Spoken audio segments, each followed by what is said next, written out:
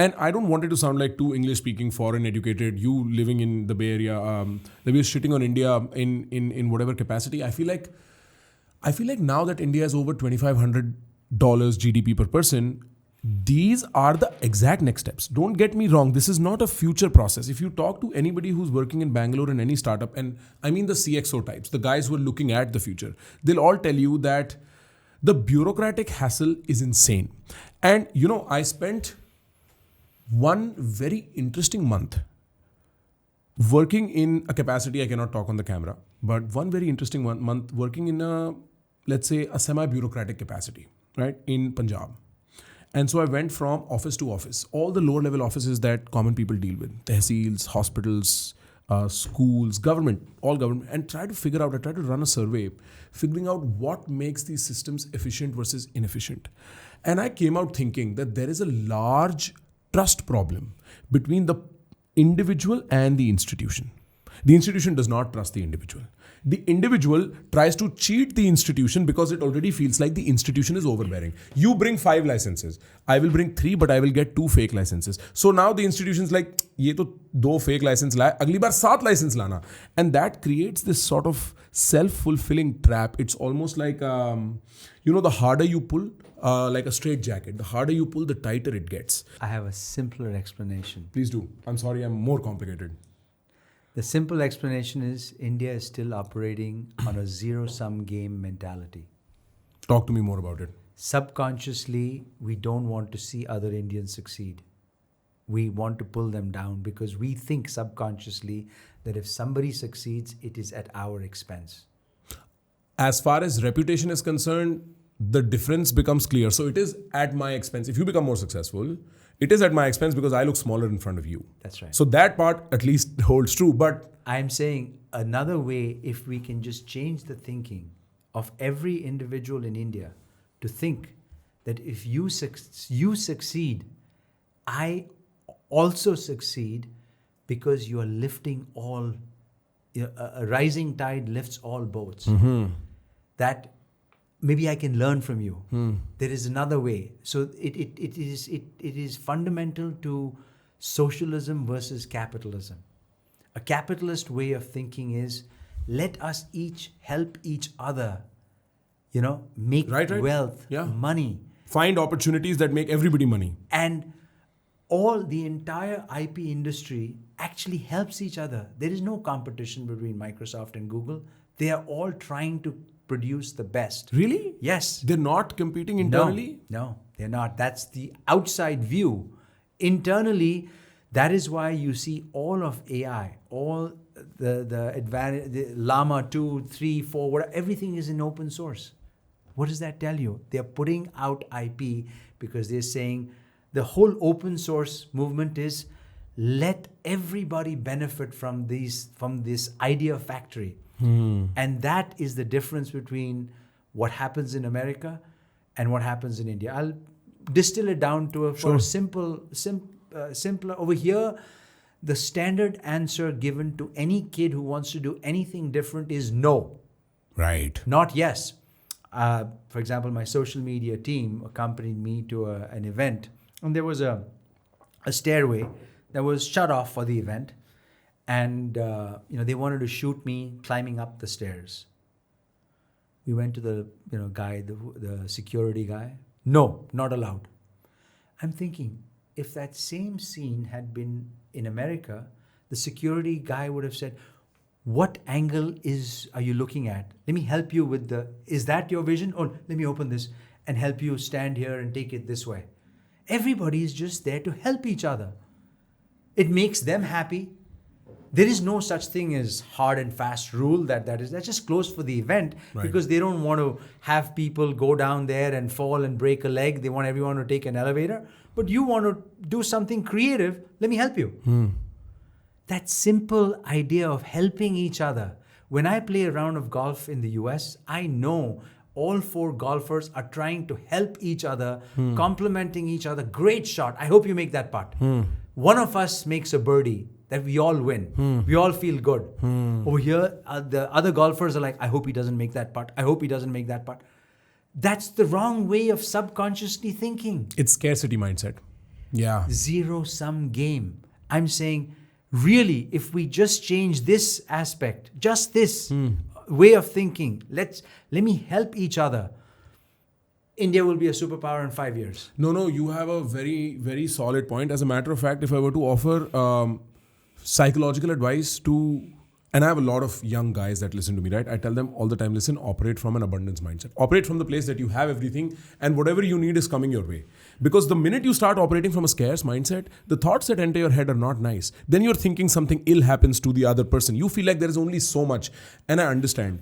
I also feel like people underestimate the exposure to abject poverty and brutal instances of injustice that Indians are subject to. Every time you stop your car at a red light and you see those traffic kids beg you for money, it reminds you of how bad things can be. It's a passive shock to the back of your head, to your amygdala, that things can be very bad. And I feel like that contributes to this zero-sum mentality, or for that matter, the scarcity mentality. We are still stuck in a feudal mindset.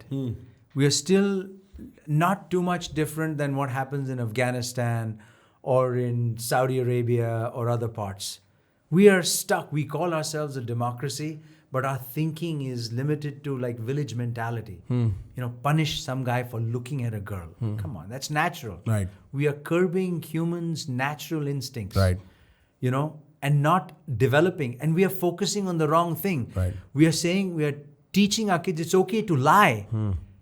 But looking at a girl is really bad. Right. It's really Right. Like what is really happening at that moment? It's really the opposite.